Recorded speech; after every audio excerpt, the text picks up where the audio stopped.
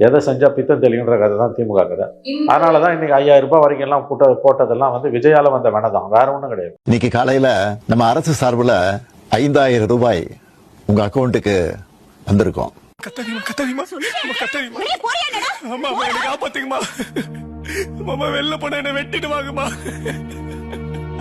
இன்னைக்கு காலையில நம்ம அரசு சார்பில் 5000 ரூபாய் உங்க அக்கௌண்ட்டுக்கு வந்திருக்கோம்.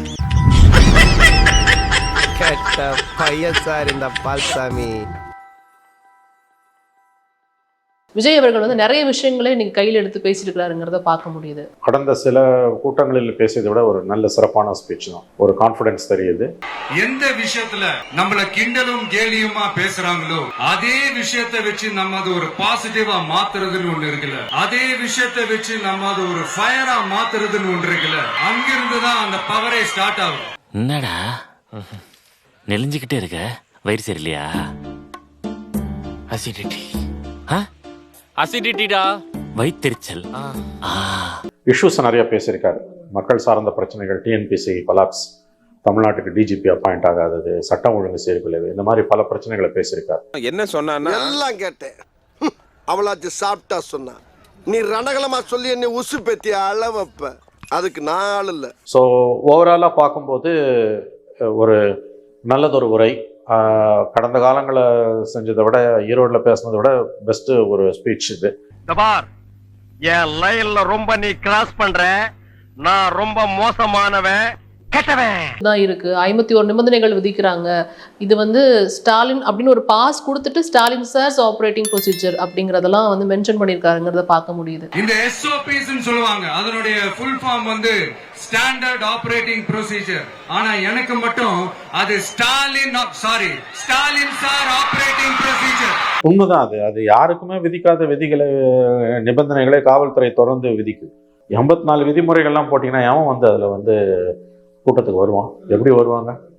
ஆகவே அவர் சொல்றது உண்மைதான். செங்கோட்டையன் அவர்கள் ஈரோடு கூட்டத்தில் படாத பாடுபட்டு அனுமதி வாங்கும்போது சொன்னது 84 விதிகளை போட்டிருக்காங்க. ஏங்க தெரியாம தான் கேக்குறேன், இதெல்லாம் ஒரு பொழப்பா? நல்லா உட்கார்ந்த இடத்துலயே நீங்க எல்லாம் ஒரு முதலாளி.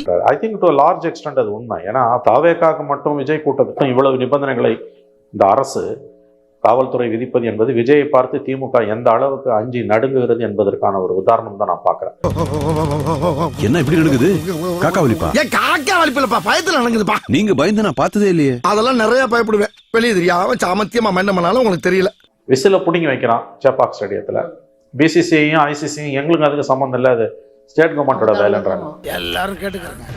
காலம் 8ல என் பார்ட்டிங்கிற பேர்ல சாவ பறக்க விடுற அந்த பயலுக்கும் எனக்கும் எந்த சம்பந்தமும் இல்லை. இப்படி மாட்டிக்கிட்டீங்களே? மாட்டிக்கிட்டனா?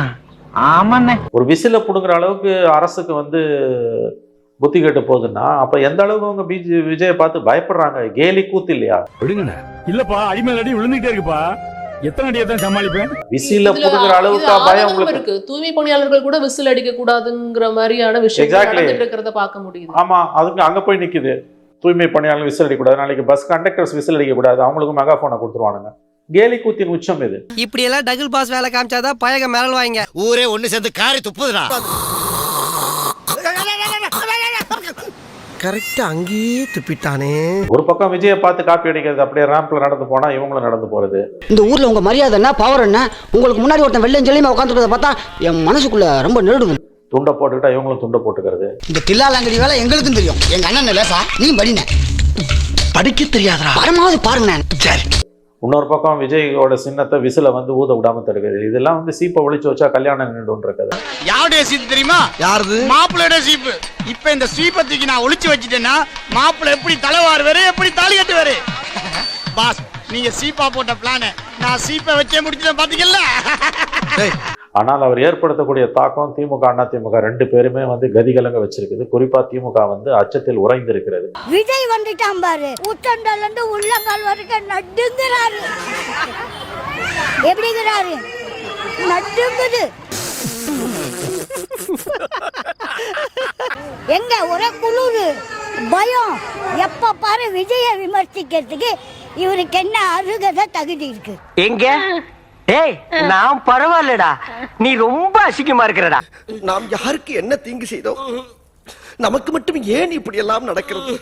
அவன் திறமை என்னால முடியும்ன்றான். முடியாதுன்றதுக்கு நீ யாரு? முடியாத நீயே டெய் அடிச்சுன்னு கலர் அடிச்சுன்னு மேக்கப் பண்ணின்னு அப்படி வந்து நிக்கிற.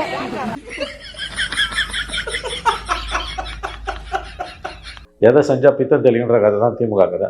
அதனாலதான் இன்னைக்கு 5000 ரூபாய் வரைக்கும் எல்லாம் போட்டதெல்லாம் வந்து விஜயால வந்த வேணதான், வேற ஒண்ணும் கிடையாது. இன்னைக்கு காலையில நம்ம அரசு சார்பில் 5000 ரூபாய் உங்க அக்கௌண்ட்டுக்கு வந்திருக்கோம்.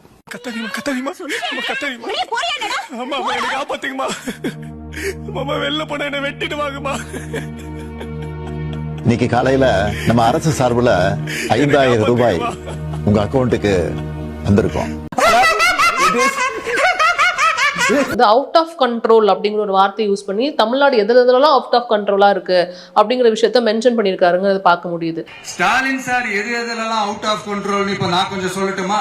முதல்ல சட்டம் ஒழுங்கெல்லாம் அவுட் ஆஃப் கண்ட்ரோல், பெண்கள் பாதுகாப்புல அவுட் ஆஃப் கண்ட்ரோல், இளைஞர்கள் வேலை வாய்ப்புல அவுட் ஆஃப் கண்ட்ரோல், மொத்தத்துல அவரோட ஆட்சியே ஒரு out of control. Anna university பிரச்சனையில இருந்து கோவை மாணவி பிரச்சனை வரைக்கும் அவருடைய அண்ட புழுகு ஆகாச புழுகு என்ன தெரியுமா? பெண்களுக்கு பாதுகாப்பு தமிழ்நாட்டுல எங்க போனாலும் கொட்டி கிடக்குதான். அப்படி அது உண்மைனா அண்ணா யூனிவர்சிட்டி அந்த பொண்ணுக்கு ஏன் சார் அப்படி ஒரு கொடுமை நடந்துச்சு? கோவை கல்லூரி பெண்ணுக்கு ஏன் சார் அப்படி ஒரு கொடுமை நடந்துச்சு? அப்புறம் இங்க போதை கலாச்சாரத்தால் நடந்த ஒரு விபத்து வரைக்கும் வந்து எல்லாத்தையும் சொல்லி, விபத்து இல்ல, அது கிட்டத்தட்ட அது கொலை அப்படின்னு வச்சுக்கலாம். போதை பொருள் கலாச்சாரம் கண்ட்ரோலே இல்லாம அது பாட்டுக்கு தாறுமாற எங்கேயோ போய்கிட்டு இருக்கு. வயலன்ஸ் எல்லாம் தலைவிரிச்சு ஆடுது.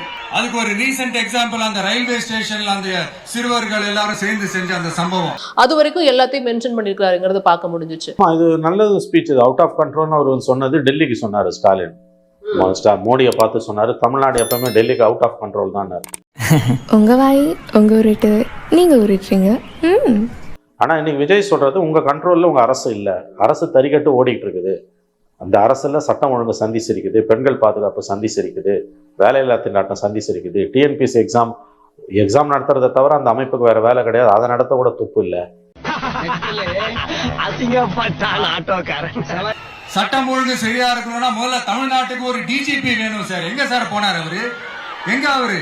சும்மா இந்த ஆக்டிங் ஆபீசரை வச்சுக்கிட்டு அரசாங்கத்தை நடத்துனீங்கன்னா இப்படிதான் சட்டம் ஒழுங்கு சந்தி சிரிக்கும். முதல்ல தமிழ்நாட்டுக்கு ஒரு டிஜிபியை போடுங்க சார். மாநிலத்துக்குன்னு ஒரு முழு நேர டிஜிபியை போட முடியல, சட்டம் ஒழுங்கு சந்தி சிரிக்கிறதுக்கு அதுவும் ஒரு காரணம்னு பாயிண்ட்ஸை வந்து நெயில் டவுன் பண்ணி ஆணி அடிச்ச மாதிரி தான் அவர் பேசுறாரு.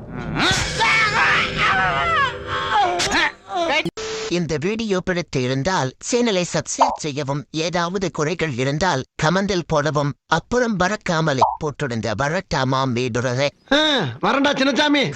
Hey guys, this is your editor. Video பிடிச்சிருக்குன்னு நினைக்கிறேன். ஸோ பிடிச்சிருந்தா ஒரு லைக் பண்ணிடுங்க அண்ட் கமெண்ட் செக்ஷனில் ஒரு ஹார்ட்டிங் அல்லது ஒரு ஸ்மைல் தெரிக்க விடுங்க பார்ப்போம்.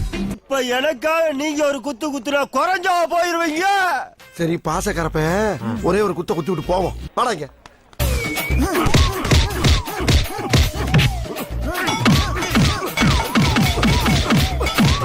போதுமில்லடா, போடா.